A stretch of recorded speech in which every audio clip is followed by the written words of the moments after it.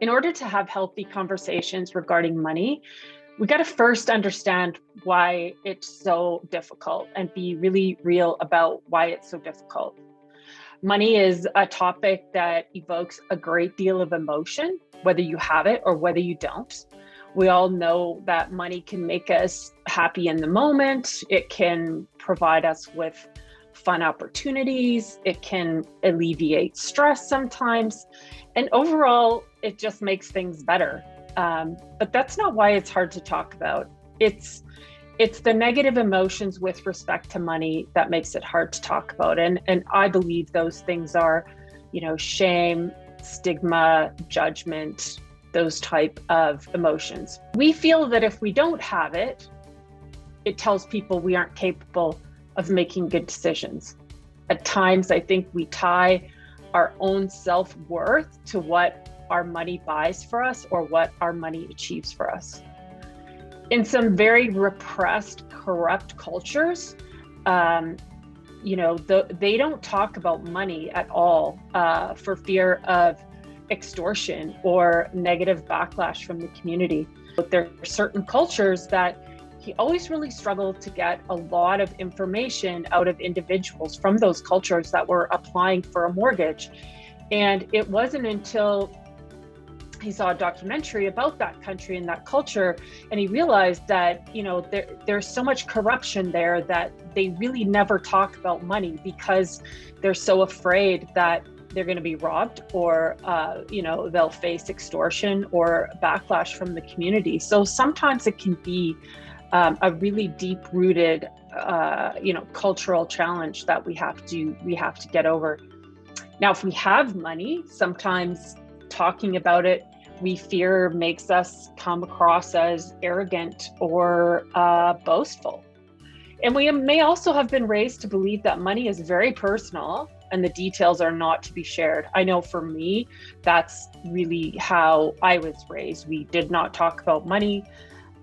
We didn't talk about how much we had or didn't have or anything. My parents never even talked to us as kids about money at all. Some people are also raised in homes where there's a focus on class and mixing with members of our communities that aren't of the same financial stature just doesn't happen. And finally, I think our expectations of what money represents and what money can do for us is largely misaligned. We have an expectation of what money represents, and we think that money sometimes represents success and good decisions and a great career. But we may see a woman driving a totally beat up car, living in a rundown apartment, and assume she has no education, she has a low paying job, but in reality, she could be someone doing some really great work by working with inner city youth to keep them off the streets.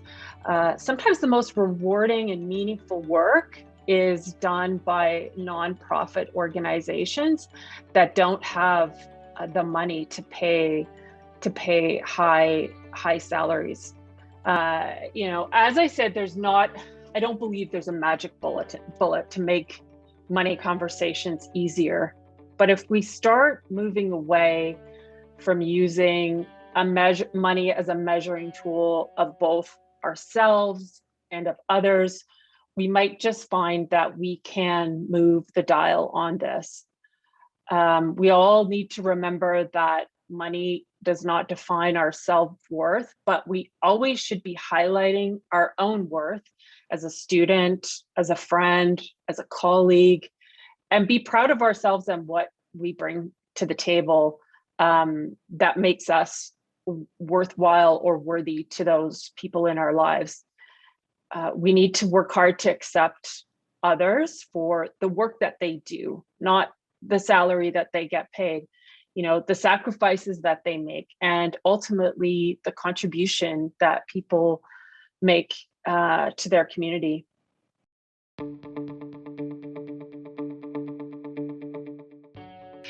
Interesting story. And I always struggle with this question because, we talk about, self-worth, and this is a place that I struggle. I got into banking, when I was in high school. They had work experience programs, and I don't know if that still exists today. And I worked in a bank at a Royal Bank branch in my last year of high school. And I worked there, I think it was Tuesday and Thursday mornings or something like that, and did some very basic tasks. And they asked me to stay on for the summer and continue working. And I started working for them through the summer. And I never really left banking after that. I kind of left RBC for a while and came back, but I started making money. And so I never went to pursue a post-secondary education. And so while I, may have been able to get to the level I'm at now a little bit sooner had I gone to, post-secondary education, I am where I am today. And that's how it's happened. And working for a financial institution is a really great career for anyone, that's considering it. And if anybody ever wants to talk about it, Perry has my number. I'm happy to chat about it. Yeah, for sure. They hire more than just accountants and finance people, which Absolutely. is something I've learned recently. Absolutely.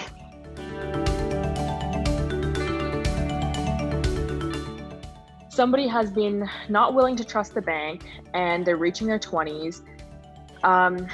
Is this a good time to start building a good relationship with your bank?